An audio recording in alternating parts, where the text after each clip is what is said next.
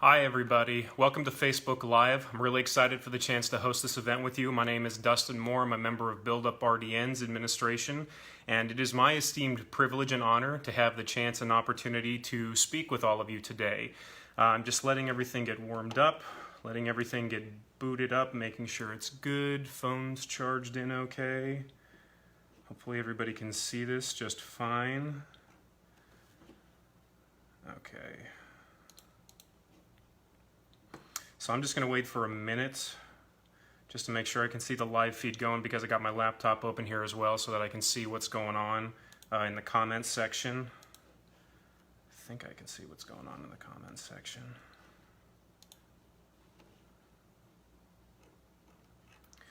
All right, looks like everything is going just fine. Okay, so like I said, my name is Dustin Moore. I'm a member of Build Up RDNs, and for this Facebook Live session, I decided I was going to break this down into 3 different pieces. I was going to have 3 different topics I was going to go into moving through the half hour that I get to speak with you. So first off, I was going to just talk a little bit about my background, my career, my current interests and practices, and then what I'm doing right now. And then I was going to share with you the story behind the story on a piece I recently published called In Defense of Dietetics. It was a rebuttal to a hit piece, essentially, that this organization called R Street put out, and it was promoted heavily by CrossFit because, of course, it put us in the crosshairs of their targeting. So I wanted to share with you a little bit more about what happened related to that. And then lastly, third, it was suggested to me that I offer some wisdom and counsel to you. I'm not entirely certain that I have a whole lot of that to offer, but I'll do my very best at the end there to share some of that information with you. So let's go ahead and get rolling into it. So my background, how I became a dietitian, my current career path, and what I got into. Hi, Leah, sorry. Hi, Leah. I see the comments on here that are working just fine. Fantastic. Okay. So my background. As a child, I was always interested in sciences. I was always interested in stuff under the microscope. I was always interested in anything related to the world of nature and whatnot. I thought it was pretty cool stuff and fascinating. But my original interest of what I wanted to do career-wise when I got into high school is I wanted to get into criminal justice. I was highly interested in joining the FBI and being the guy who goes out in the field and cracks heads on the bad guys. And I took classes at a community college related to that. I had a couple of contacts that I was interested in talking to for how you basically go that route. So a couple of things changed. I did a church service mission for about 2 years. I lived in Texas during that time, and while I was out there, I had some time to reevaluate my life and what I was interested in, and I decided that that wasn't for me, and I decided that I was going to go back to my first original interest, which was in the sciences. So I enrolled at a community college because I had terrible performance in high school and no university would have looked at me. However, there's a wonderful community college near my hometown called Moore Park College that I attended. I took classes, improved my GPA, I did a lot better, was a lot more mature in my studies, and I was able to transfer to Brigham Young University. Now, while I was at BYU, that was where I was, again, just heavily vested in looking at something that I could do professionally, career-wise. Because I knew I wanted to do something in the sciences, but I had no idea what. I thought initially that maybe I should become a doctor, but then I realized that being a doctor is probably not as glam or as interesting as what I thought it was, and I was more so interested in the prevention side of things, not so much in the treating illnesses when they've gone too far. So I found 2 fields of interest. I went to an advisor and she said, well, there's 2 things you can get into as a career immediately after getting your degree. The first one is mine, which is clinical lab science, and the second one is dietetics. And I had never heard of dietetics in my life. I had never even heard the word, actually, so to speak.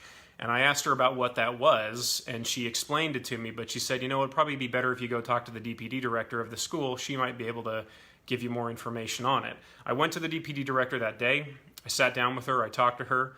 And sure enough, I found my calling. I found what I was fascinated in and I wanted to do, make essentially a career out of.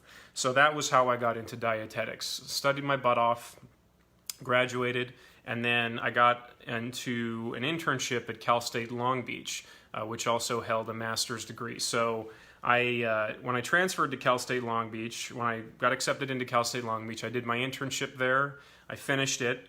While we were doing it, it was optional as to whether or not you wanted to pursue a master's degree. And I wanted to pursue a master's degree, so I finished my master's there as well at Cal State Long Beach. Now, where this kind of goes into the subject of conversation related to how did I get to where I am and doing what I do, well, I definitely have some things that I could share related to that. So while I was doing my internship, actually at about the end of it, so coming into the summertime, I had finished my internship, I had scheduled my RD exam, and my department chair at Cal State Long Beach, who was also on my thesis committee, she invited me into her office and she said, look, I have an opportunity that I'm interested in extending to you. I don't know what you're planning on doing in the world of dietetics or when you become a dietitian, but hear me out for a second on this one. And she explained to me essentially there is a class that I'd like you to TA for, an intro nutrition class. Now, when you don't have a master's degree, you're allowed to teach like one class as a TA. At least that was the policy for Cal State Long Beach. And I thought about it for a little bit because I had no interest whatsoever in teaching. I had no interest in going the route of being an educator. But it was the first job prospect somebody had offered me, so I went home, talked to my wife about it, and I decided, you know what, why not? One semester, teach a class on the side. It's not that big of a time commitment comparatively. Let's do it. So I did that. I taught a class as a TA. I loved it. I loved teaching. I really, really loved it and getting into it. I loved like having the students and having the questions. And for me, it was a lot of enrichment as well because they would ask questions I wouldn't know the answers to. I'd go home and I'd read them and I'd go, aha, I have an answer. And I'd go back and I'd share with them. So during this time period, I did this for one semester and then I did it for the following semester. Finished my master's degree, upon which time my chair again invited me into the office and said, what are your intentions, Dustin, after you finish? And I jokingly said, give me a job. Why don't you just give me a job, Wendy? And she said, actually, that's actually what I wanted to share with you and invite you to do. So that was how I got into education. That was how I got into teaching. And that's what I'm doing today still. I'm still a lecturer. I teach classes for Cal State Long Beach, but I also am a program administrator. I'm a coordinator for an ISPE internship there on campus. And from there, I did that for about 3 years. I did that on the side while I was also a part-time counselor. I was a part-time counselor and for an outpatient clinic focusing in gastroenterological diseases and conditions. Got a lot of experience doing that and I enjoyed it. And I did that for about 3 years. And then about 3 years later, an opportunity came up I saw where there was a public health doctorate that was being offered at UC Irvine. So one thing, the short of the story, one thing led to another. And I applied and I got into the doctoral program. That is currently what I am also doing. I'm also in the doctoral program at UC Irvine doing a degree in preventative nutrition of public health. Disease prevention in public health. So my time is split in between both of these things. I teach, still work full-time. I'm currently completing my doctorate at UC Irvine, and that was about the same time that I had this opportunity to come on board Build Up RDNs. And now I work, I assist as an administrator for Build Up RDNs. So that is my career arc. That is the summated version of that as best as possible.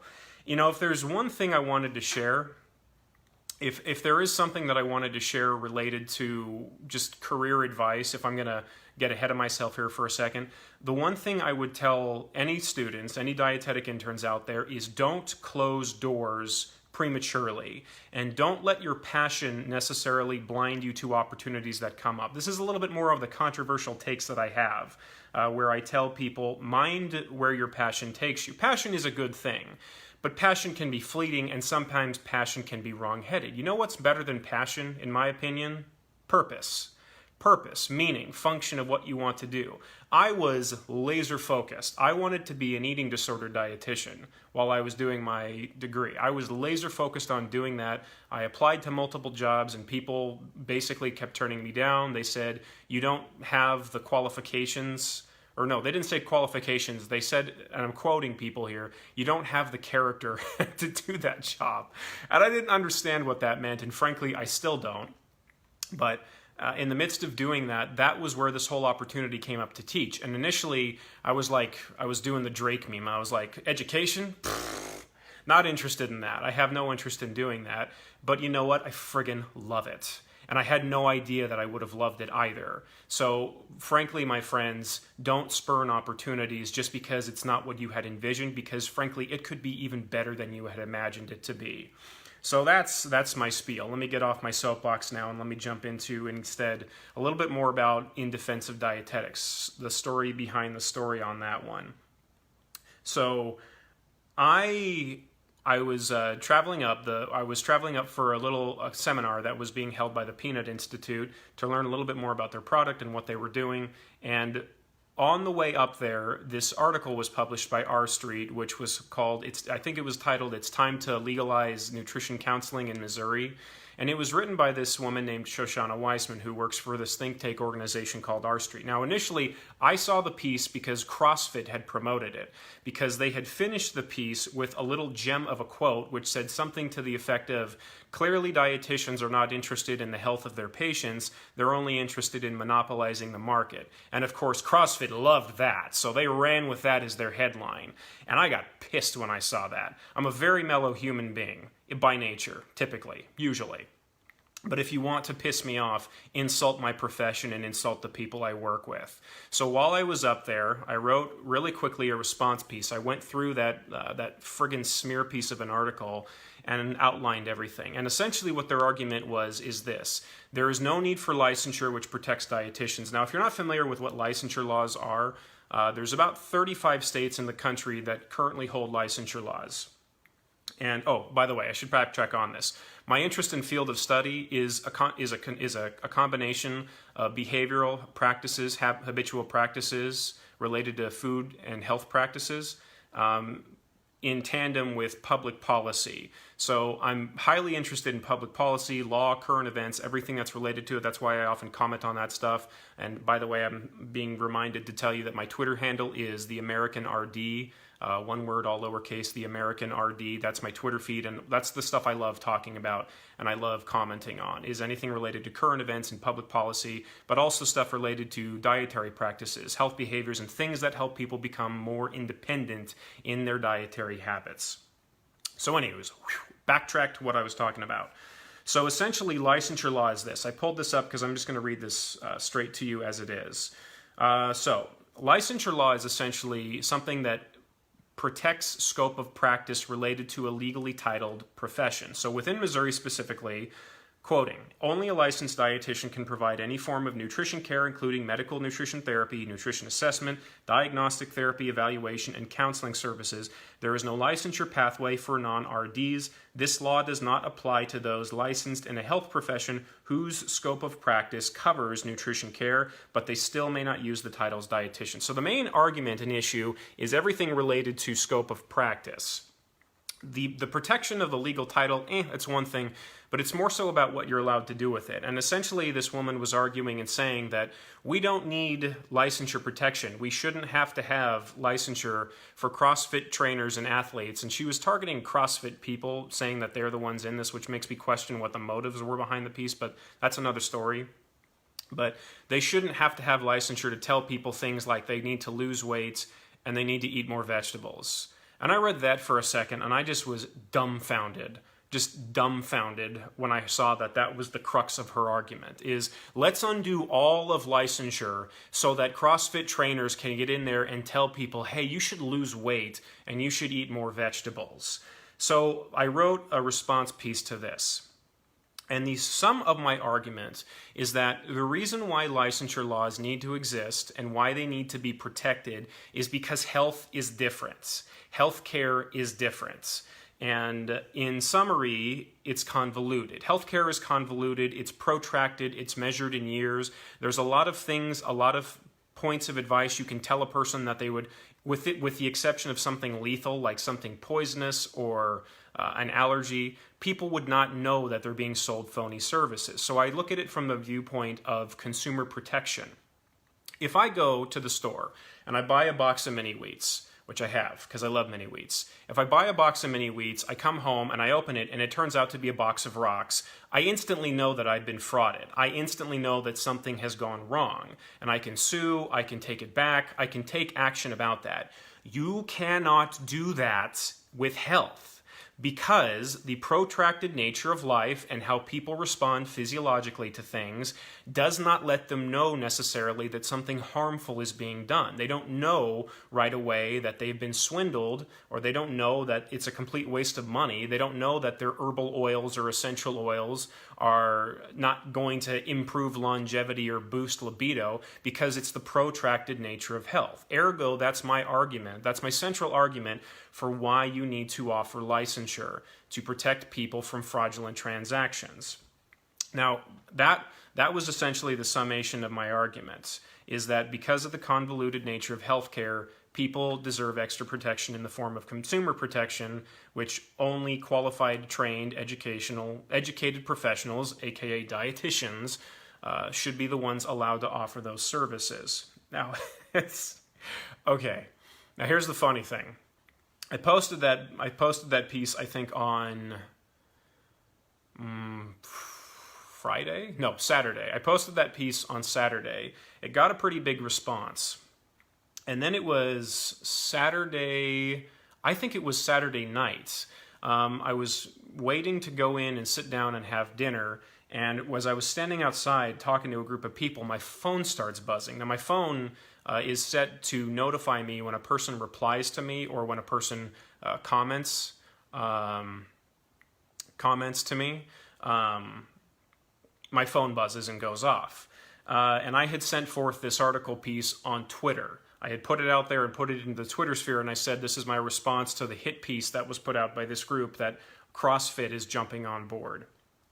And my phone starts buzzing and just going crazy, and I look and pull out my phone, and I see that the person who authored that piece by R Street, Shoshana Weissman, found my article and was pissed, and was just pissed, and was responding in this tweet blast to me over and over again of just the most juvenile arguments I could see. Lots of exclamation marks, lots of capital letters, and the most ridiculous, asinine misrepresentations of my arguments in this article. So I know I got to her. I know that she took it personally on that one. And the other thing too is the fact that she has like 50,000 followers on Twitter. And so at that point when she started blasting that stuff, oh my gosh, my phone, it was just like a friggin' hornet nest in my back pocket. It was just bzz, bzz, bzz. So I responded quickly to some of the stuff that she was saying, because among the more egregious misrepresentations she was making is she argued and said, yeah, I appreciate that comment, Leia. That means I did something right. Among the more egregious misrepresentations of my argument that she made is she said, I was comparing cops to being as dangerous, or I was comparing a vigilante. I'm sorry, I don't want to misrepresent her misrepresentation. She argued that I said a person pretending to be, or a person giving dietary advice is just as dangerous as a person who pretends to be a cop. Now, that's a bunch of crap. I did not say that. In the piece, what I argued is I said that every single profession requires scope of practice in order to protect and identify what the duties are. I said this is the reason why a physician why you cannot practice medicine unless you're a physician, why you cannot just build a building unless you are a qualified engineer / architect, why you cannot just pick up a gun and pretend to be a cop. So it's nowhere within the realm of what I said, what she argued, what I was arguing in that piece. But I quickly responded to her, and I just shut down each of her arguments, and I said, look, this is nonsense. You have no idea what you're talking about. Why don't you go back and actually read the whole piece and then come back afterwards? And that was essentially the end of it. I turned off my phone, and then I went back to dinner. And while I was sitting down, I was kind of just rolling through my head and thinking about some of the stuff. And then what happened later on is I actually privately messaged her, reached out to her on DMs, and we went back and forth, and she was more cordial in everything. And I explained to her some of my arguments, and I told her everything. And the ultimate takeaway that I got from that, the end result of what happened from that, is basically I just came to an understanding that she doesn't know what she doesn't know. CrossFit people don't know what they don't know on that one. Because like I said, my initial argument was just the fact that health is different. It's not like other products. When a consumer buys something, they're going to know very quickly if there's something crappy about what they bought or if it doesn't work. And there's other things that you can do as well. There's reviews. There's information that you can go to where you can find the best source of items. Her central argument is that overregulation stifles a market, and that we need to allow the market to let people make the best choices for themselves. Now, I agree with her to a point. I do think that is correct. But again, my argument is that it's different in healthcare because the convoluted nature of it, the fact that you need an educational background to understand everything, and the fact that there's not the immediate consequences to bad advice or wrong advice, with a couple of rare exceptions, people would not know. The market cannot fix this stuff. If you need evidence for this, if you need to know more so how and why the market cannot fix it, look at fad diets. That's a very singular, simple example. There is every 5 years, there is some new phase. There is some new phase that comes up, and there's some new phase that comes up related to dietary advice, keto, paleo, Atkins diet, left and right. And people look at that and they say, well, it's just a new diet, essentially. It's people trying new ideas. And I think, no, it's not new ideas. It's the same thing over and over again. It's the same idea. It's typically something that attacks carbohydrates, but it's something that teaches people you got to be afraid of your food. That's not the friggin' market working. That is not improving anything. Now, what was also interesting is there was a lot of blowback that came from a couple of dietitians and then from CrossFit people. And they had nothing to share and offer except just to misrepresent their argument. Now, let me be specific with this one. I want to point something out. I think there is a divide between CrossFit executives and CrossFit athletes and people in general. I don't think that they're necessarily in the same boat. I think that there's a bit of a divide between the two. So my comments are more so directed at the CrossFit executives. They are essentially trying to move into the market of dietetics and healthcare. They are trying to move away from this elite athlete model that they have come up with. This is, again, I'm speaking hearsay. I'm speaking from what I have been told by other people involved in CrossFit and friends I know who do it. They say that the executives want to move more so towards chronic health development. They want to help people with diabetes or kidney disease or liver disease, so I am told. And that is friggin' disastrous. That would be a terrible idea if they got on board with that.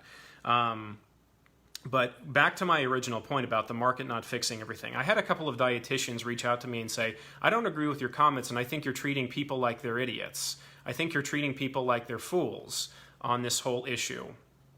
And my argument as to why that was, I said, well, why do you think that is?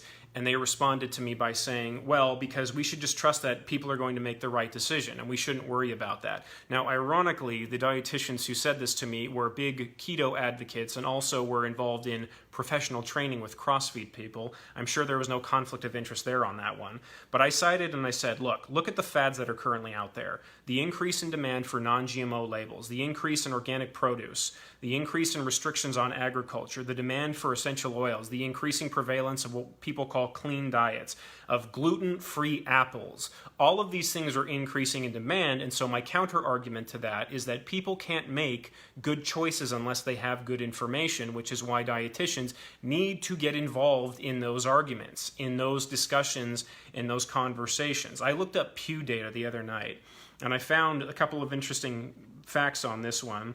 So, genetically modified foods. 48% of the population thinks that they're no different from other foods. Good. 39%, however, think that they are bad for you and worse for your health. Now, whatever your feelings are on genetically modified foods, that's patently false information. That is just not true.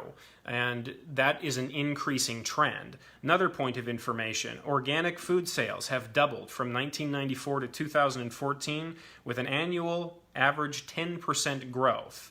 And again, looking at the data, we see that most Americans, 55%, believe that there is believe that organic produce is healthier and better for them.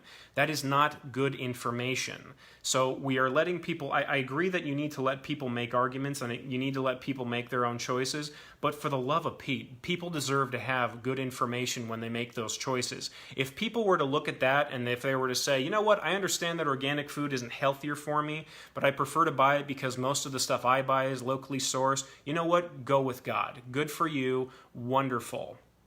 That's good for them. But if it's on the basis of how they are having just completely false information, you can't make good choices if you don't have good information, period. So that's where my argument comes into that point. So, I'm sorry, I'm getting long-winded on this one, taking a long time to go over this one. If anybody has any questions, of course, you're welcome to ask them. But just, I guess some of the things I'm going to wrap up with, some of the things that I've learned from this conversation and a few things I'd like to share with either students or other fellow dietitians. I have a couple of things to say right after I take a glass of water because I'm losing my voice. No, it's really funny because before my wife left for work this morning, she's like, what are you doing today? And I said, I'm going to be doing the Facebook Live.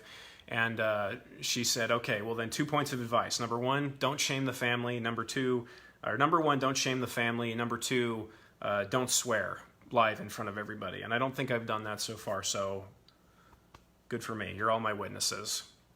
So advice that I have for all of this, as far as what role dietitians have, if there is anything I have learned from that whole interaction with just all of those, sorry to say for lack of a better term, but all those people who just were just blowhards and just saying the most idiotic stuff on there in response to my piece, if I've learned anything, it is this. There's a fight coming. There's a storm coming. There's going to be a battle more so related to this issue as to who the nutrition experts are, who has the educational skills in the background. Just trying to sum up, and when CrossFit people try to say that all we want to do is tell people to eat more vegetables, that is a friggin' disingenuous argument. That is so beyond the pale for a disingenuous, I wouldn't call it a lie, but just an dishonest piece of what they are arguing and what they want to do. They are not interested in just telling people to do vegetables. They're not just interested in telling people that business. They want to move in. They want to basically hijack the vehicle and they want to get on board without having any of the training in the background and the education. Well, I'm sorry, brah, but being able to do a lot of reps at the gym does not make you qualified for counseling, for medical nutrition therapy, for any of the services that people have need of, where you can do harm to them. There was a good point made on here by somebody where they said that there is occasionally dangerous effects that come from giving bad nutritional advice. In my state, recently, there was a kid who died because a mother had hired an herbalist to work with the family. Her son was type 1 diabetic. Kid went into ketoacidosis, I believe he went into insulin shock, or into diabetic shock. His sugar levels skyrocketed, and the mother called this herbalist. Herbalist came over, and the mom said, let's give him his insulin, and the herbalist said, no, let's give him my oils. Kid died as a result of that. That is not a common case, and I would caution dietitians to be careful to not make extreme examples of something like, well, would you want somebody to perform heart surgery on you? We don't do heart surgery, but we do things that do inhibit people's health, and if it doesn't harm their health, then it's going to waste their money and it's going to just give them a worse relationship with food. So that's something we need to guard against. There is a battle coming on this, and all dietitians, all students, it's a hands-on deck thing, and we need you to be vigilant. We need you to be cordial. We need you to be professional, but we just need you to argue your points. Now, the next piece of advice I would offer, and I think I don't know. I think I'm at 30 minutes, but whatever. I'll go over a couple of minutes' time. I don't think that'll be too big of a problem. Aside from getting involved in the fight, make sure that when you argue something, you frame the debate according to your terms. You don't let people misrepresent you, because that's all I had from it. I had the stupidest comments from people that just cracked me up on some of them. This one guy Oh my gosh, this one guy made this argument and he said, how many more people is Dustin going to let die before he'll let CrossFit professionals get on board the fight with helping people battle their chronic diseases? And I saw that, and I just thought to myself, what am I, Thanos? I can just snap my finger and I can undo licensure laws in Missouri. Boom, just like that. That's just an idiotic argument and a complete misrepresentation of anything that I'm trying to say. And you know what? Call people out for that crap. When they strawman you, when they misrepresent what you're saying, call them out for it. Do not let people do that to you. If they're idiots and ignore them. But if they are other professionals that have a genuine interest in learning and collaborating with you, so be it. Let that happen. But don't let people misrepresent you.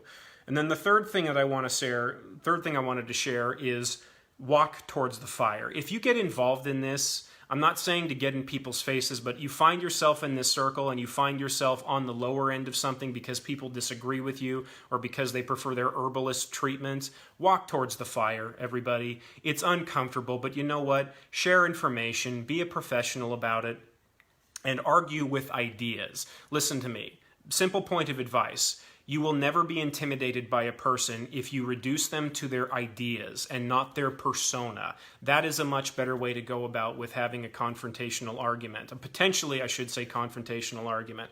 Like I said, that author, she had 50,000 people, and tons of them were just getting on that feed with their crap left and right. And so what I did is I targeted her ideas, because her ideas were bad, and they were easy to pick apart.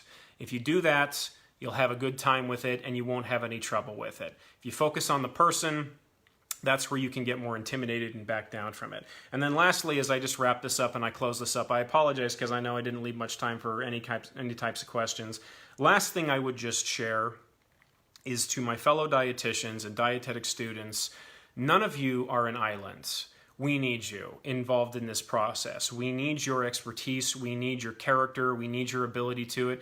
You're going to find that dietitians do not all agree entirely. Mom and dad don't agree with everything all the time on it. We have differences in perspective on health at every size. We have differences in perspective on corporate interests. We have differences in perspective for how the academy operates itself. In any instance, don't walk away. Be a part of this community. Be a member of this community. Being a dietitian is an involved process. It is an involved procedure where we need you. You might do well on your own, but we won't. We need you. We need you involved in this. We want you here. We want your perspective on it because that is how we get better as a profession. That is how we shape ideas and make better ideas and improve with each other. So as my final plea goes, don't leave. Be a part of the conversation. We're great people. We're pleasant people to be around, I promise. And even when we disagree with each other, we disagree on terms of ideas and don't make it personal. So that, I think, is all I'm going to wrap up on. I think I am officially out of time. I think I am well beyond my time. So I will just, again, thank you very much for Dustin for Academy President. Yeah. Let's burn the whole academy to the ground by putting me in charge of it temporarily for a year. I really appreciate the time I've had to talk with each of you. If you have any questions or comments, please go ahead and leave them on the Build Up RDN page. I'll be continuing to do writing. I'll be continuing to be involved and engaged in it. Just to do just that is to try to help build up dietitians and help coalesce us around the idea of being the food and nutritional professionals that can help people improve their lives and improve their wellness. My Twitter handle is the American RD, all lowercase. Dustin Moore, come find me, follow me if you'd like, please. I love following other dietitians, and I look forward to engaging more with you in future events, and I will do that. I will snap my fingers, sign off. Thank you very much, everybody. Take care.